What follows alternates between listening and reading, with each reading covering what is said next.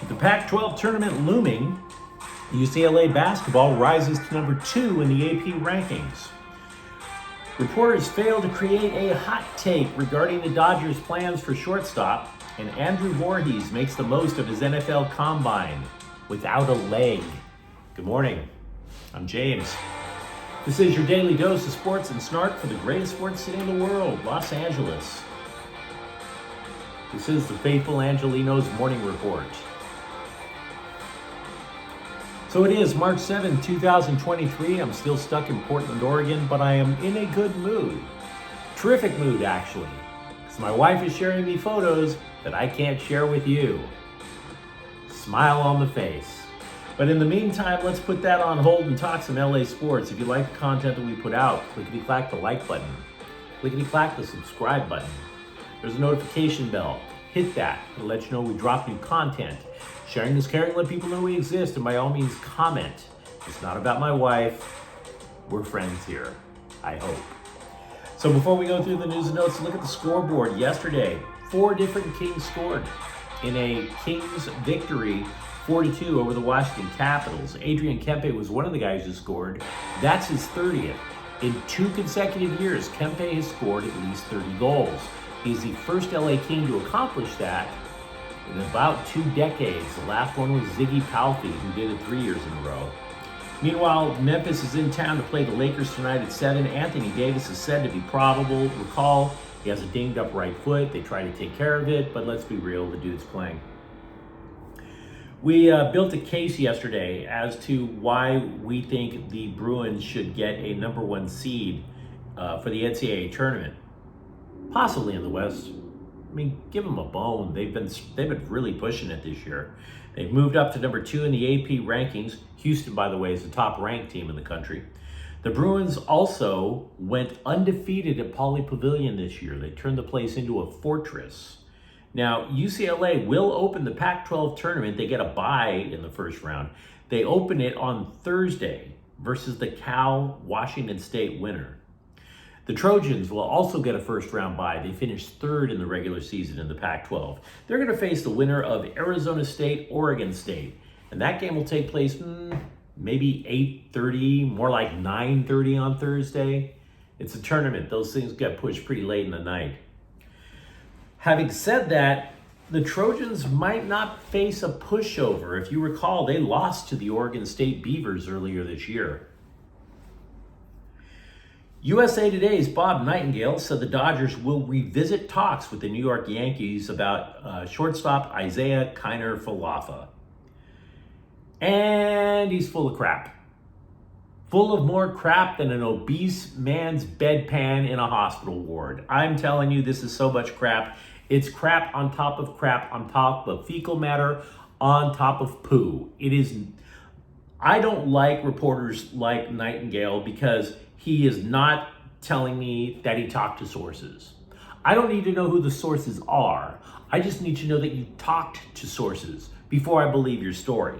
If you don't do something like that, you're just not being a professional. You're just basically being a hot take artist on Twitter. You always cite your sources as a professional reporter.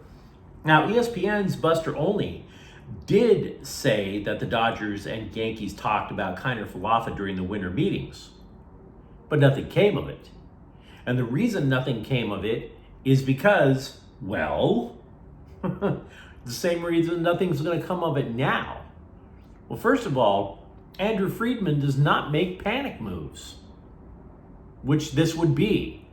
If anything, he's going to wait for at least a third of the season to wind up.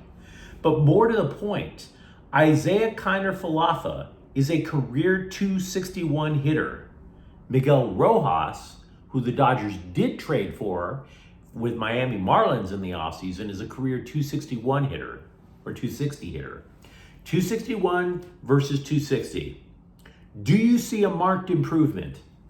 Because according to math, it's by 1/1000th of a point. So no, Bobby, feel free to actually not pull takes out of your booty and talk to your sources for a change. Occam's razor, people. The easiest solution is most likely the right one. Feel free, by the way, if you are a Dodger fan or just a baseball fan in general, to say some prayers for Justin Turner. The poor man got hit in the face with a pitch during a Red Sox spring training game. He needed 16 stitches. They'd run some tests. They're going to run some more. They have not found any fractures in his head, which honestly, yeah, I would acquiesce to more tests too, because if you have a break here, you're eating out of a straw for 9 months. And if you got a break here, you know what's behind that? Your brain. So yeah, run all the tests on Justin Turner you want. He's beloved in LA. We don't want the poor man to have brain damage, for Pete's sake. Noah Syndergaard pitched 3 perfect innings on Monday against the Padres, but not everything is hunky-dory with the Dodgers starters.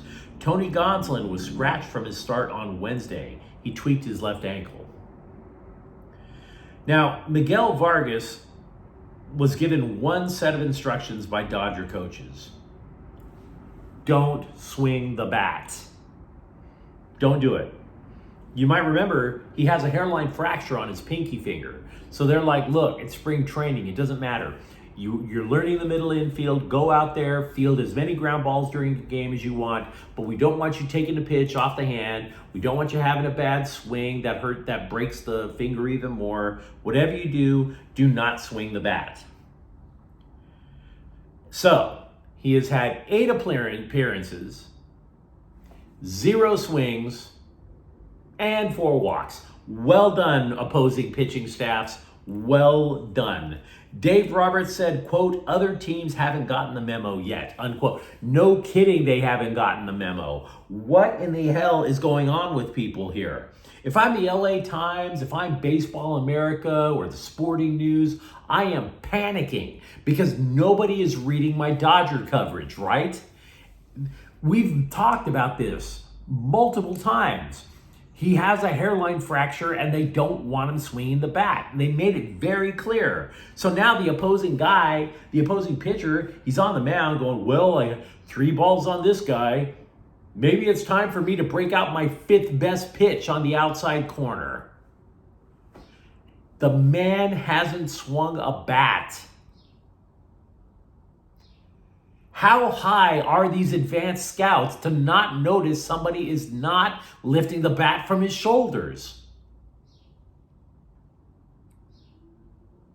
I mean, I thought the crystal meth capital was Albuquerque, New Mexico. Who knew it was Camelback Ranch?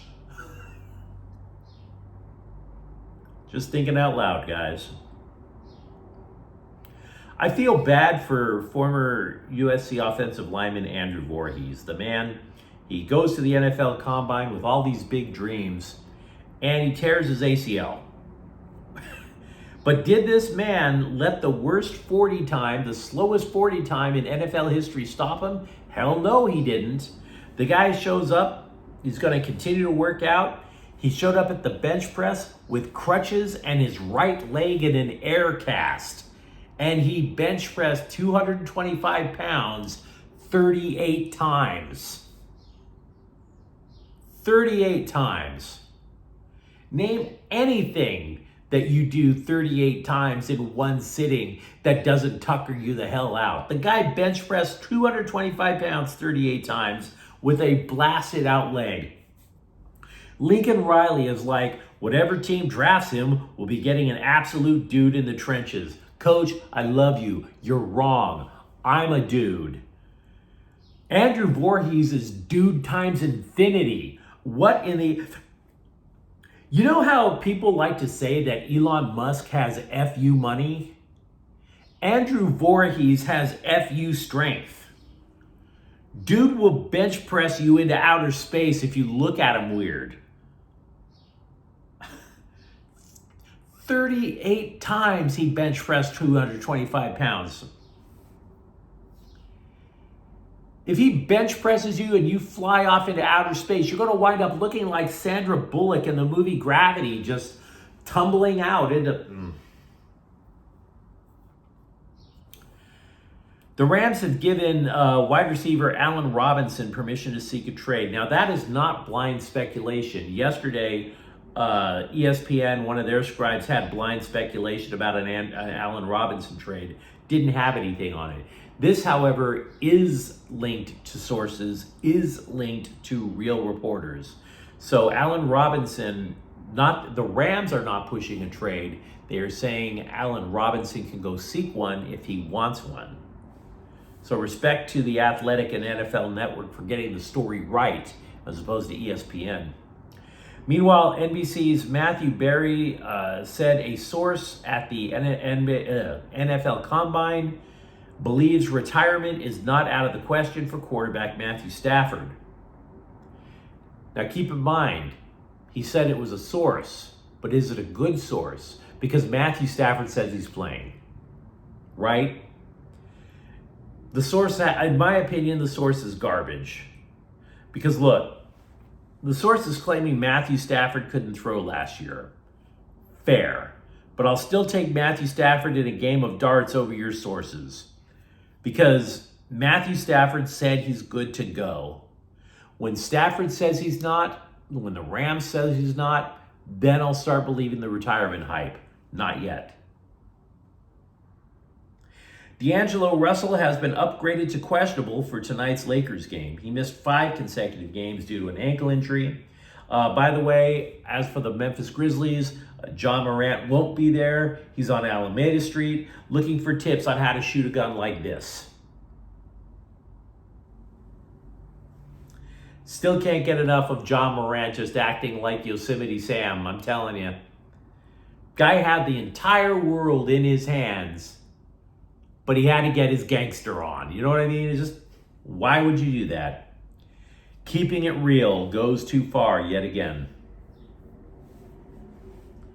There are blogs out there about all of our favorite teams, and they like to create these clickbait lists, you know, the 5 greatest trades, the 5 worst draft picks, the 5 greatest quarterbacks, whatever.